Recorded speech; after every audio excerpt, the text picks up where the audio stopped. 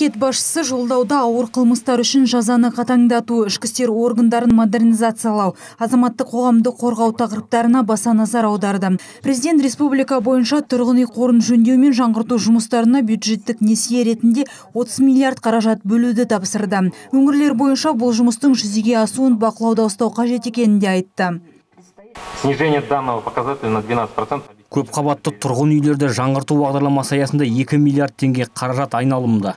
Осы несие қаражаттың бюджетке қайтаратын кез келді. Ол 475 миллионға жуық қаражат. Бағдарлама жүзеге асырылатын болса, біз кезекте тұрған барлық құжаттарды дайын көпқабатты үйлер жөндеу жұмыстарына кірісеміз. Барлығы кезекпен болады. Президент жолдауында қаражат бөлінеді деді. Бөлінеді деген сенімдемін.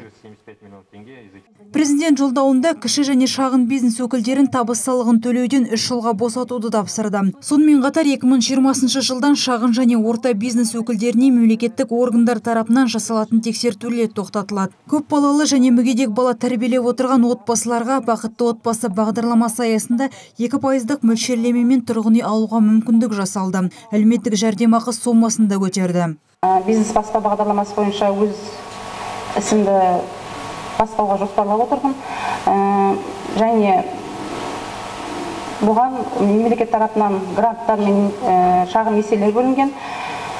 Менің алған грантымның мөлшері 200 айлық есептік көрсеткіш. Бұл грантқа мен өзімнің жеке ісімді ашуға жұмсайын деп отырмын. Бұл да өте қуантарлық жағдай.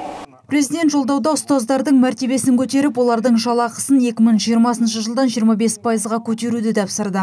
Қасым-Жомарт Тоқаев қазақ тілінің деңгейін көтеріп, ұлтаралық қатынас тіліне айналдыру жолында бірлесіп жұмыс жасауға шақырды. Біздің қоғамда қазақ тілінің маңызы арта түсуі тиіс. Енді ол тек мемлекеттік тілдің ғана емес, ұлтаралық қатынас тілінің де рөлін атқаратын болады. Латын қарпін қолдай отырып, қазірде қадам жасап отырғанымыз анық. Егер біз бір-бірімізбен мемлекеттік тілде сөйлесіп, оны өмірдің барлық саласында қолданатын болсақ, онда қазақ тілі халықаралық деңгейге көтеріле алатынына сенімдімін. Қасым-Жомарт Тоқаев қазақстандықтардың зейнетақы қорындағы жинаған қаражатын қолдануға беруді қарастыруды үкіметке тапсырды. Президент жасөспірімдер арасындағы суицид мәселесін шешу жолында жұмыс жасауға шақырды. Сонымен қатар мүмкіндігі шектеулі балалары бар отбасыларға аса көңіл аударып, олардың қоғамда өмір сүрулеріне барлық жағдай жасауды тапсырды. Қасым-Жомарт Тоқаев аталған мақсат міндеттерді орындап, жүзеге асыру мақсатында бірлесіп жұмыс жасайтынын жеткізді. Салима Базарбекова, Қоныш Әлтенов, Первый Северный.